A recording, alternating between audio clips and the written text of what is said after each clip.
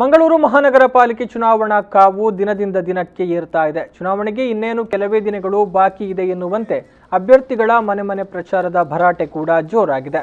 ಈ ನಡುವೆ ಕಾಂಗ್ರೆಸ್ ಅಭ್ಯರ್ಥಿಗಳು ಭರದಿಂದ ಪ್ರಚಾರ ಕಾರ್ಯದಲ್ಲಿ ತೊಡಗಿಸಿಕೊಂಡಿದ್ದು 27ನೇ ಬೋಳೂರು ವಾರ್ಡ್ನ ಕಾಂಗ್ರೆಸ್ ಅಭ್ಯರ್ಥಿ ಬಿ ಕಮಲಾಕ್ಷ ಸಾಲ್ಯಾನ್ ಅವರ ಪರವಾಗಿ ವಿಧಾನ ಪರಿಷತ್ ಸದಸ್ಯ ಐವನ್ ಡಿಸೋಜಾ, ಮಾಜಿ ಸಚಿವ ವಿನಯ್ ಕುಮಾರ್ ಸುರಕ್ಕೆ ಅವರು ಮತಯಾಚನೆ ನಡೆಸಿದರು. ಬೋಳೂರು ವಾರ್ಡ್ ವ್ಯಾಪ್ತಿಯ ಮನೆಗಳು, ಅಂಗಡಿ, ಮಳಿಗೆಗಳಿಗೆ ತೆರಳಿ ಚುನಾವಣೆಯಲ್ಲಿ ಕಮಲಾಕ್ಷ ಸಾಲ್ಯಾನ್ ಪರ ಮತ ಚಲಾವಣೆ ಮಾಡುವಂತೆ ಹಿರಿಯ ನಾಯಕರು ವಿನಂತಿಸಿದರು. ಈ ಸಂದರ್ಭ ಮತದಾರರಿಂದ ಪೂರಕ ಸ್ಪಂದನೆಯೂ ದೊರೆಯಿತು. ಈ ವೇಳೆ ಮಾತನಾಡಿದ ಐವನ್ ಡಿಸೋಜಾ ಅವರು, ಕಮಲಾಕ್ಷ ಸಾಲ್ಯಾನ್ ಅವರು ಮತ್ತು ಅವರ ಧರ್ಮಪತ್ನಿಯರು ಇಬ್ಬರೂ ಕೂಡ ಪಾಲಿಕೆ ಸದಸ್ಯರಾಗಿ ಅತ್ಯುತ್ತಮವಾಗಿ ವಾರ್ಡ್ ಅನ್ನು ಅಭಿವೃದ್ಧಿಪಡಿಸಿದ್ದಾರೆ.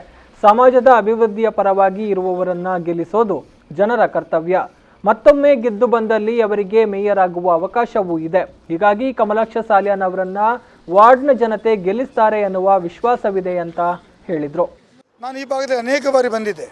ಅವರು ಅಭಿವೃದ್ಧಿ ಕಾರ್ಯಕ್ರಮಕ್ಕಾಗಿ ಕಾರ್ಪೊರೇಷನ್ನಲ್ಲಿ ಅವರ ಧರ್ಮಪತ್ನಿ ಆಗಿರ್ಬೋದು, ಅವರಾಗಿರ್ಬೋದು, ಈ ಭಾಗಕ್ಕೆ ಬರುವಂಥ ಎಲ್ಲ ಅನುದಾನವನ್ನು ತಂದು ಈ ಭಾಗದ ಅಭಿವೃದ್ಧಿ ಮಾಡಿದ್ದಾರೆ. ಹಾಗಾಗಿ ನಮ್ಮೆಲ್ಲರ ವಿನಂತಿ ಇದೆ, ನಿಮ್ಮೆಲ್ಲರ ಜವಾಬ್ದಾರಿ ಇದೆ.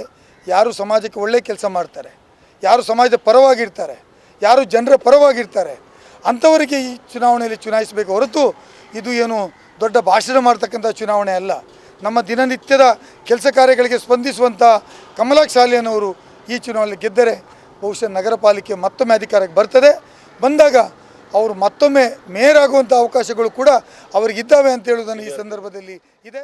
ಇದೇ ವೇಳೆ ಮಾತನಾಡಿದ ಅಭ್ಯರ್ಥಿ ಕಮಲಾಕ್ಷ ಸಾಲ್ಯಾನ್ ಅವರು, 2ನೇ ಬಾರಿಗೆ ನಾನು ಅದೃಷ್ಟ ಪರೀಕ್ಷೆಗೆ ಇಳಿದಿದ್ದೇನೆ. ನನ್ನ ಅವಧಿಯಲ್ಲಿ ಹಲವಾರು ಅಭಿವೃದ್ಧಿ ಕಾಮಗಾರಿಗಳು ನಡೆದಿದೆ. ಅರ್ಧಕ್ಕೆ ನಿಂತ ಒಳಚರಂಡಿ ಯೋಜನೆಯು ADB2 ಯೋಜನೆಯ ಮೂಲಕ ಮತ್ತೆ ಆರಂಭಗೊಳ್ಳಲಿದೆ.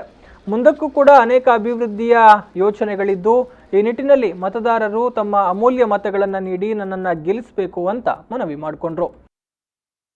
ಸಾಕಷ್ಟು ಕೆಲಸ ಈ ಭಾಗದಲ್ಲಿ ಕುಡಿಯುವ ನೀರಿನಾಗಲಿ, ಲೈಟ್, ರೋಡ್ದಾಗಲಿ ತುಂಬ ಕೆಲಸ ನಮ್ಮ ಸಮಯದಲ್ಲಿ ಆಗಿದೆ.